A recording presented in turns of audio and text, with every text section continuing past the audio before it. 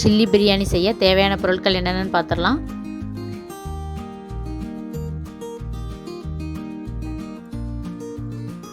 Basmati rice வந்து 600 gram எடுத்திருக்கேன், அதாவது 3 டம்ளர் எடுத்திருக்கேன். 500 கிராம் வந்து சிக்கன் எடுத்திருக்கேன். பெரிய வெங்காயம் 3 கட் பண்ணி வச்சுருக்கேன். தக்காளி 3 கட் பண்ணி வச்சுருக்கேன். புதினா ஒரு கொத்து, மல்லி இலை கொஞ்சம் போல், ½ லெமன் எடுத்திருக்கேன். சில்லி சிக்கன் பொடி வந்து ஒரு 5 டீஸ்பூன், அப்புறம் பிரியாணி மசாலா எடுத்திருக்கேன். இஞ்சி பூண்டு பேஸ்ட் 5 டீஸ்பூன். இப்போ முதல்ல நம்ம வந்து சிக்கனை வந்து சில்லி பண்ணுறதுக்காக வேண்டி சில்லி சிக்கன் பவுடர் நம்ம ஆட் பண்ண போகிறோம்.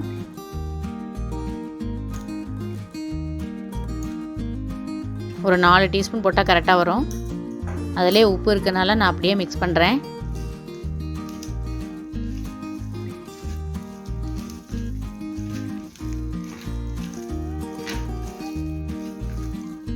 அரை கிலோ சிக்கனுக்கு கரெக்டாக இருக்குது. 4 டீஸ்பூன் மிக்ஸ் பண்ணிட்டேன்.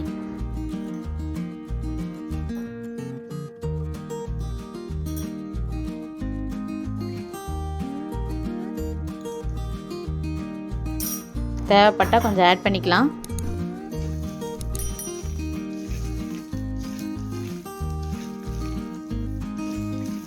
மிக்ஸ் பண்ணிவிட்டு நல்லா 10 நிமிஷம் ஊறட்டும்.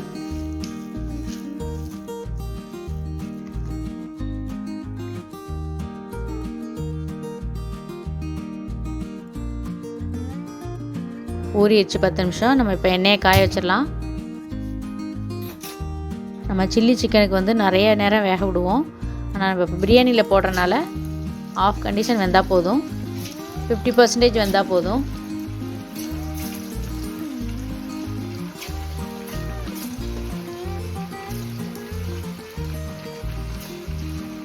எண்ணெய் காஞ்ச உடனே ஒன்று ஒன்றா போட்டு நல்லா மிக்ஸ் பண்ணி விட்டுறலாம்.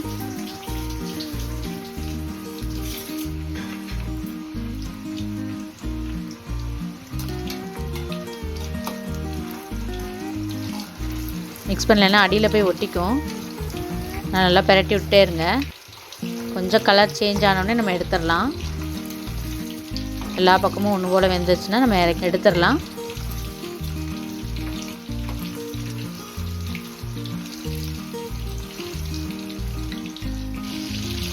இப்போ நம்ம பிரியாணியில் வந்து அப்படியே போட்டோம்னா சிக்கனை வந்து ஹார்டாக இருக்கும்.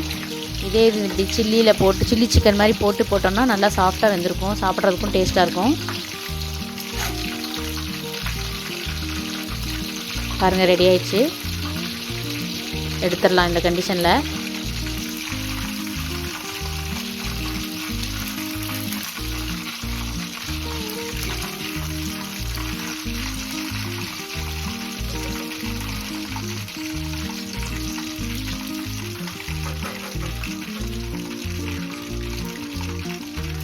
இதே மாதிரி எல்லாத்தையும் போட்டு எடுத்துடலாம். இப்போ நம்ம வந்து அரிசியை வந்து நல்லா கழுவிட்டு தண்ணியில் ஊற்றி ஊற வைக்க போகிறோம்.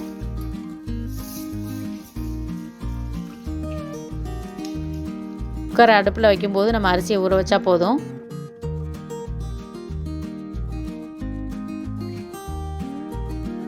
இப்போ அடுப்பில் வந்து குக்கரை வைக்க போகிறேன்.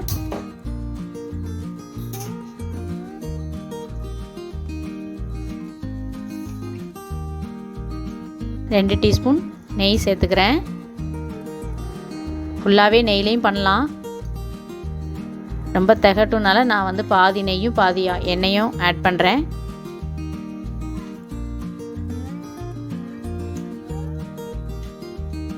நெய் வந்து 3 டீஸ்பூனும் எண்ணெய் வந்து ஒரு 3 குழிக்கரண்டியும் ஆட் பண்ணியிருக்கேன்.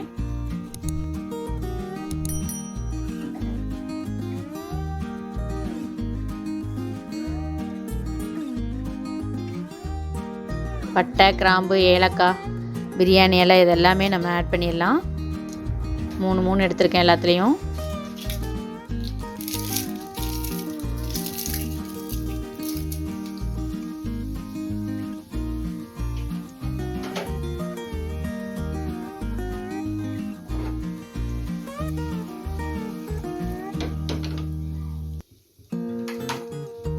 அதுக்கப்புறம் நம்ம வெங்காயத்தை ஆட் பண்ணலாம்.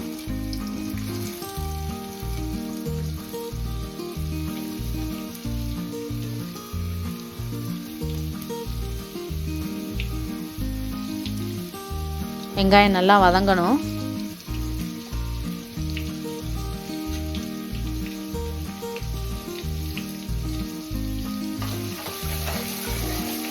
அடுப்பு வந்து ஹை ஃப்ளேம்லேயே இருக்கட்டும். நல்லா மிக்ஸ் பண்ணி விட்டுட்டு அது வதங்குற வரைக்கும் அப்படியே கிளறிட்டே இருக்கலாம்.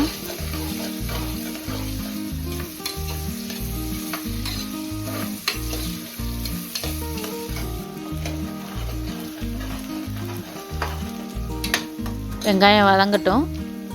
நம்ம அதுக்குள்ளேயும் நம்ம ஜாரில் வந்து நான் புதினா இலையை கொஞ்சம் போல் எடுத்து அரைக்க போகிறேன். பாதி இலையை அப்படியே வச்சுருக்கேன். கொஞ்சம் இலையை மட்டும் போட்டு மிக்ஸி ஜாரில் நைஸாக பேஸ்ட்டு மாதிரி அரைச்சிட்டு வர போகிறேன். லெமனை வந்து அதில் புழிஞ்சு விட்டுட்டு அந்த லெமன் சார்லேயே நான் வந்து அந்த அரைச்சிட்டு வர போகிறேன் பேஸ்ட்டு.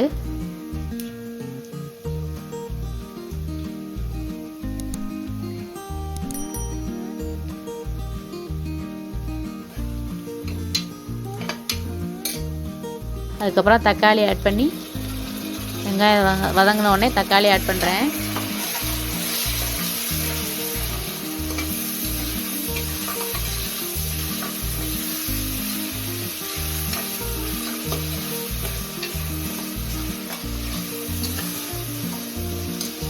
இப்போ இஞ்சி பூண்டு பேஸ்ட் வந்து ஒரு 5 டீஸ்பூன் ஆட் பண்ணி ஒரு 5 டீஸ்பூன் ஆட் பண்ணி நல்லா மிக்ஸ் பண்ணி விடணும்.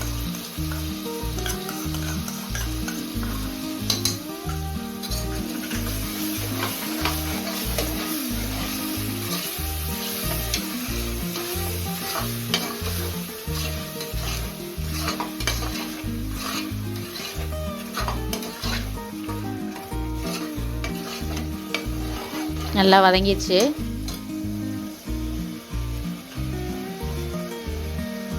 இப்போ வந்து புதினா மல்லி இருக்கு இல்லையா, அதெல்லாம் ஆட் பண்ணுறேன்.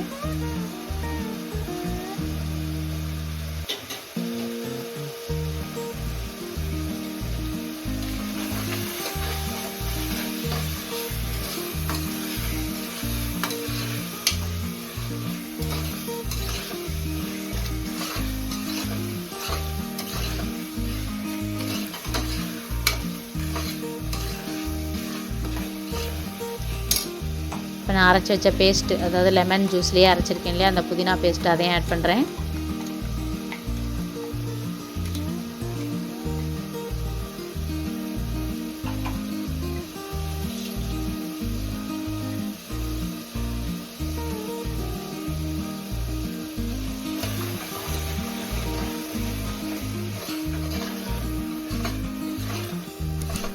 ஒன்று ஒன்றா ஆட் பண்ணி நல்லா மிக்ஸ் பண்ணிகிட்டே இருக்கலாம். அந்த எண்ணெயிலேயே எல்லாம் வதங்கட்டும். இப்போ வந்து நான் பிரியாணி மசாலா ஆட் பண்ணுறேன். 6 டீஸ்பூன் கரெக்டாக இருக்கும். அதாவது 3 டம்ளர் அரிசிக்கு நான் வந்து 6 டீஸ்பூன் வந்து நான் பிரியாணி மசாலா ஆட் பண்ணுறேன். கரெக்டாக இருக்கும் காரம்.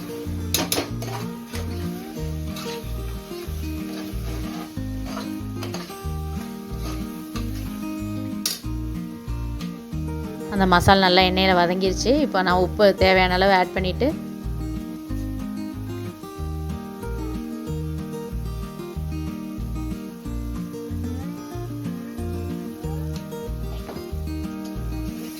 உப்பு போட்டு நல்லா மிக்ஸ் பண்ணுறேன்.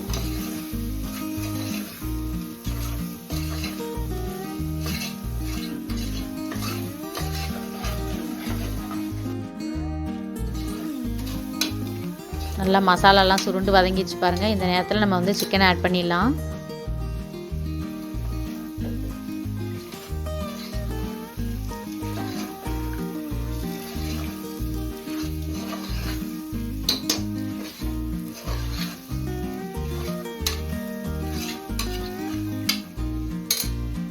இப்போ நம்ம தண்ணி ஆட் பண்ணிடலாம். இது பாஸ்மதி ரைஸ்க்கு வந்து நான் வந்து 2 டம்ளர் சேர்க்க போகிறேன். அதாவது 2 மடங்கு, 3 டம்ளர் வந்து அரிசி எடுத்திருக்கேன். 6 டம்ளர் தண்ணி சேர்த்த போகிறேன்.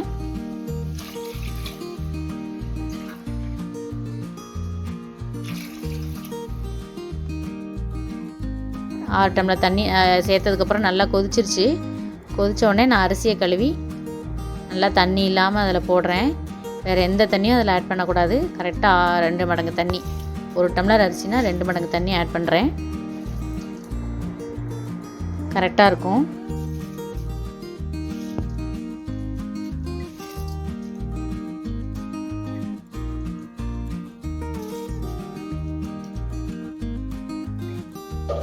நம்ம அரிசி போட்ட உடனே நல்லா மிக்ஸ் பண்ணிவிட்டு டேஸ்ட் பண்ணி பார்க்கணும். உப்பு வந்து கொஞ்சம் தூக்கலாக இருக்கணும். அப்போ தான் சாதம் வெந்து வரையில் கரெக்டாக இருக்கும் உப்பு. இந்த ஸ்டேஜில் டேஸ்ட் பண்ணி பாருங்கள். உப்பு கொஞ்சம் அதிகமாகவே இருக்கணும்.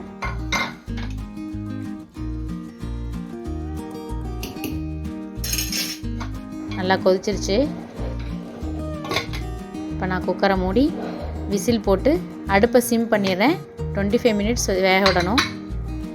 அடுப்பை வந்து நல்லா மைல்டாக சிம் பண்ணணும். அதாவது ஆஃப் பண்ணுறதுக்கு முந்தின ஸ்டேஜில் வைக்கணும். பாருங்கள் 25 நிமிஷம் கழித்து நான் ஸ்டீம்லாம் போன விட்டு ஓப்பன் பண்ணுறேன்.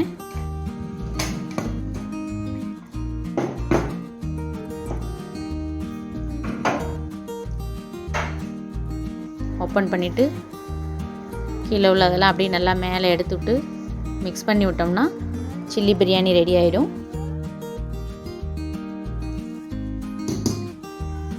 பாருங்கள் பொழு பொழுன்னு வந்திருக்கு ஒன்று போல். இந்த அளவு தண்ணி ஊற்றினீங்கன்னா கரெக்டாக வரும்.